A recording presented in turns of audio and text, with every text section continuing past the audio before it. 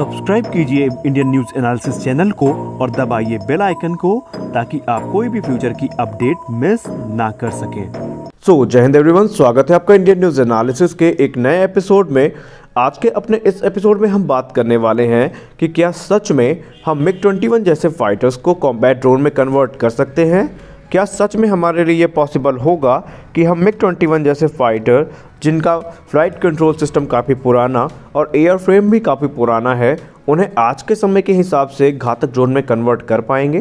तो आइए जानते हैं इन्हीं सब का जवाब एक के बाद एक डिटेल में। तो चलिए शुरू करते हैं। दोस्तों, वियतनाम इस समय एक ऐसा देश है जो MiG-21 को रिटायर कर चुका है और वो काफ़ी बड़ा काम कर रहा है MiG-21 में। दरअसल एक रिपोर्ट में खुलासा किया गया यूरेशियन टाइम्स की तरफ से कि वियतनाम इस समय काफ़ी तेज़ी के साथ अपने MiG-21 फाइटर्स की जो फ्लीट है उसे ड्रोन में कन्वर्ट करने में लगा है। दरअसल ये काम आज से नहीं हो रहा है, ये काफ़ी पुराने से हो रहा है। और जो रशियन मेड MiG-21 है, ये भारतीय वायुसेना हो या वियतनाम की सेना हो, इसमें अलग महत्व रखता है और ये दोनों देशों के लिए काफ़ी महत्वपूर्ण था। हालांकि वियतनाम में 2010 में इसको रिटायर कर दिया है, लेकिन भारतीय वायुसेना में अभी भी ये कार्यरत है। और MiG-21 का जो इतिहास है वो काफ़ी गौरवशाली है और कई बार तो ऐसा हुआ है कि MiG-21 के दम पे कई युद्ध भी जीते गए हैं। लेकिन अपने समय के हिसाब से MiG-21 काफ़ी सही था।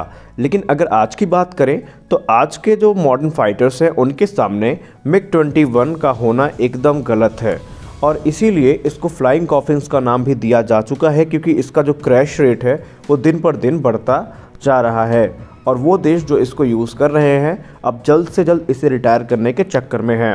लेकिन क्योंकि अब वियतनाम के पास काफ़ी बड़ी मात्रा में ये जहाज़ उपलब्ध थे, तो वियतनाम ने सोचा क्यों ना इसको हम ड्रोन में कन्वर्ट कर दें और यहीं से शुरुआत होती है इस पूरे प्रोग्राम की। दरअसल इस समय जो कॉन्सेप्ट है ड्रोन को, फाइटर जेट को ड्रोन में कन्वर्ट करने का, ये कोई नया नहीं है। अमेरिका ने पहले भी इस चीज़ पे काम किया है और उनको सफलता भी मिली है। लेकिन जब बात होती है MiG-21 की, तो वियतनाम ने 2010 से इस चीज़ की स्टडी शुरू की और पहले तो उनका फोकस ये था कि किस प्रकार हम MiG-21 को इस काबिल बनाएं कि ये अपने आप टेक ऑफ कर सके या लैंड कर सके, यानी ऑटोमेटिकली इसको टेक ऑफ करवाने के लिए और लैंड करवाने के लिए स्टडी इन्होंने शुरू कर दी। कुछ दिन तक सब कुछ सही चलता रहा, कुछ दिन तक इनका प्रोग्राम आगे बढ़ता रहा, लेकिन दिक्कत का सामना इनको तब करना पड़ा जब इन्होंने उसके एयर फ्रेम पे काम करना शुरू किया।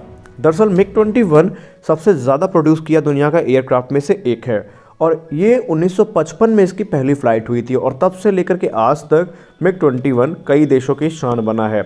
लेकिन दिक्कत यहाँ पे तब आती है जब इसके पे हम चेंज करना चाहते हैं। दरअसल MiG-21 को कन्वर्ट करना काफ़ी मुश्किल है, क्योंकि पहली बात तो इसका जो एयर फ्रेम है वो काफ़ी ज़्यादा पुराना है।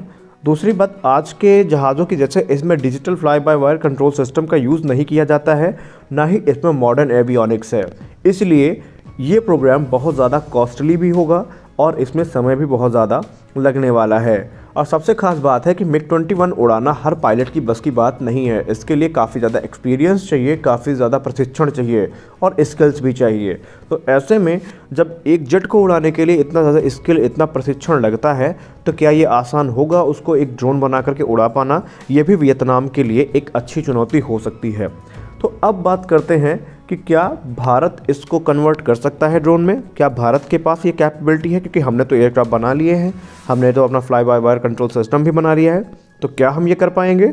दरअसल करने की बात तो ये है कि रशिया जो इसको खुद बनाया है एयरक्राफ्ट, उसने भी आज तक इसको ड्रोन में कन्वर्ट करने का नहीं सोचा है, क्योंकि उसे पता है कि ऐसा करने पर उसे बहुत सारे चेंजेस करने पड़ेंगे। उसका जो पूरा कंप्यूटर इंटरफेस है, पूरा जो एवियोनिक्स है, पूरा एयर फ्रेम है, उसमें बदलाव करने पड़ेंगे और उसमें बहुत ज़्यादा खर्चा आने वाला है। वहीं अगर हम बात करने भारत की, तो भारत ने ये क्लियर कर दिया है कि अभी भारत का ऐसा कोई प्रोग्राम नहीं है जो MiG-21 को ड्रोन्स में कन्वर्ट कर सके।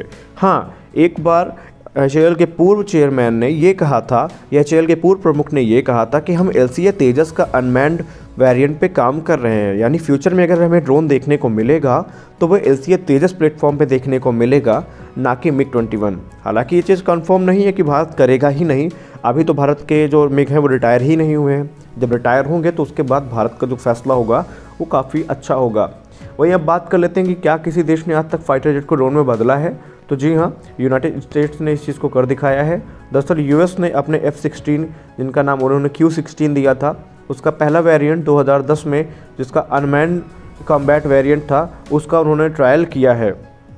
और आपने अभी हाल ही में एक रिपोर्ट सुनी होगी जब ये दावा किया गया था कि उनके एक आर्टिफिशियल इंटेलिजेंस से ऑपरेटेड एयरक्राफ्ट ने मैनुअल ऑपरेटेड एयरक्राफ्ट को डॉग फाइट में हरा दिया था। तो ऐसे में अमेरिका को काफ़ी हद तक सक्सेस मिल चुकी है, लेकिन अभी भी अमेरिका इस बात को लेकर के श्योर नहीं है कि उसे इन सारी चीज़ों को प्रोडक्शन में लाना है या नहीं लाना है।